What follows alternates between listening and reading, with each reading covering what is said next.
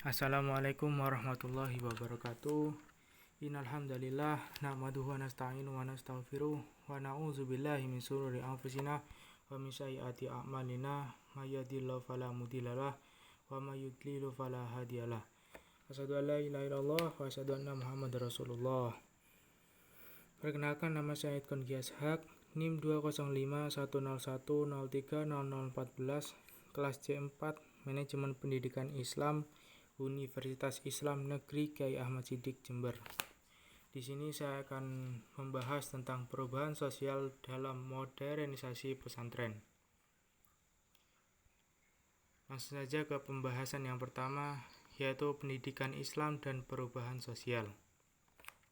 Teori tentang gerak perubahan masyarakat setidaknya ada dua tinjauan, tinjauan teologi dan tinjauan ilmu sejarah.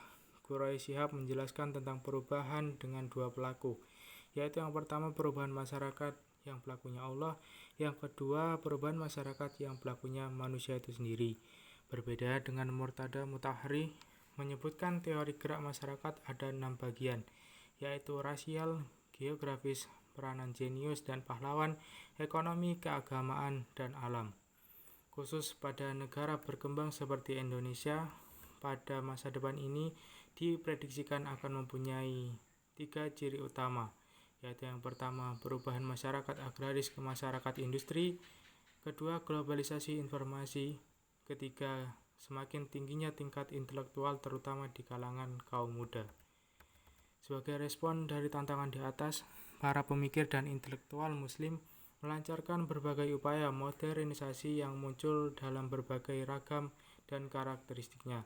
Hal ini sesuai dengan setting sosio-historis yang melingkupi para modernisasi pendidikan Islam merupakan salah satu pendekatan untuk penyelesaian jangka panjang atas berbagai persoalan umat Islam saat ini dan pada masa yang akan datang.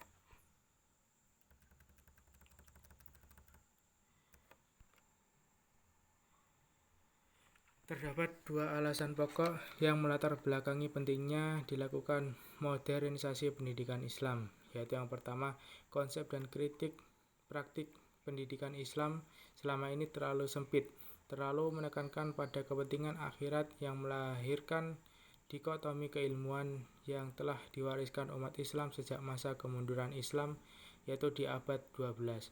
Kedua, lembaga-lembaga pendidikan Islam sampai saat ini belum atau kurang mampu memenuhi kebutuhan umat Islam dalam menghadapi tantangan dunia modern dan tantangan masyarakat dan bangsa Indonesia di segala bidang.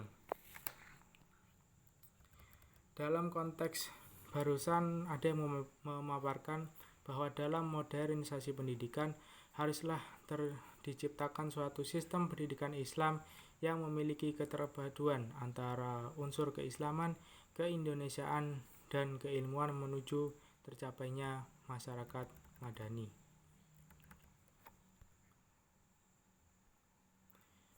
Pembahasan kedua yaitu perubahan sosial di pesantren. Sebelum berbicara tentang konsekuensi perubahan sosial pada dunia pesantren, alangkah baiknya kita mengingat tentang apa yang disebut dengan perubahan sosial itu sendiri. Perubahan sosial mempunyai banyak definisi, seperti misalnya menurut Ranjabar bahwa perubahan sosial adalah proses di mana terjadi perubahan struktur masyarakat yang berjalan dengan perubahan kebudayaan dan fungsi suatu sistem.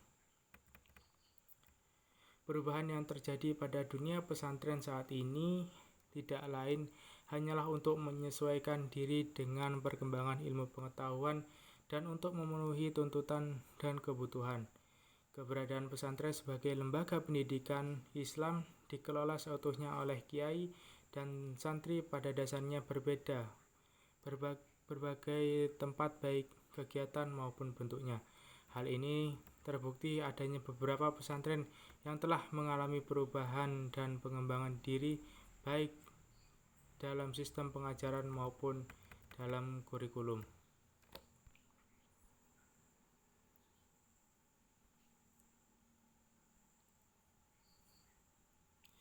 Pada saat seperti saat ini masih ada beberapa pesantren yang senantiasa mempertahankan sistem pelajaran tradisional yang menjadi ciri khasnya, yaitu pesantren yang tetap mempertahankan pengajaran kitab-kitab Islam klasik sebagai inti pendidikannya, tanpa memperkenalkan pengajaran ilmu pengetahuan umum.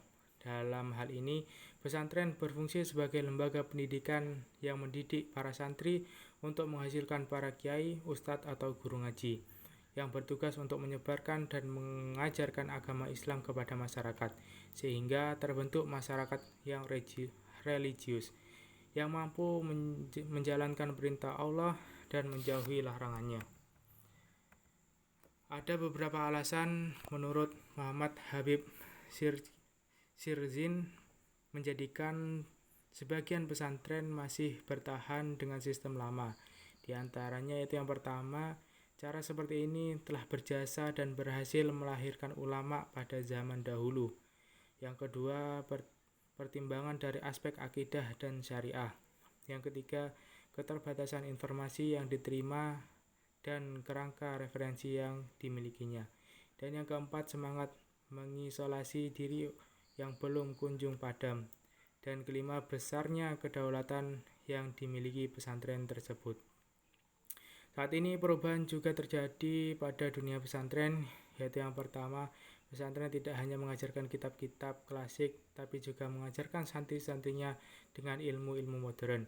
Kedua, berdirinya pesantren yang mana dulu pesantren tumbuh dan berkembang di masyarakat pedesaan, akan tetapi sekarang banyak pesantren tumbuh berkembang di masyarakat perkotaan.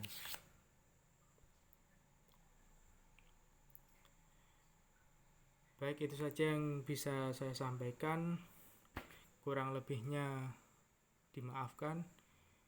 Saya akhiri. Wabillahi taufiq wal hidayah. Assalamualaikum warahmatullahi wabarakatuh.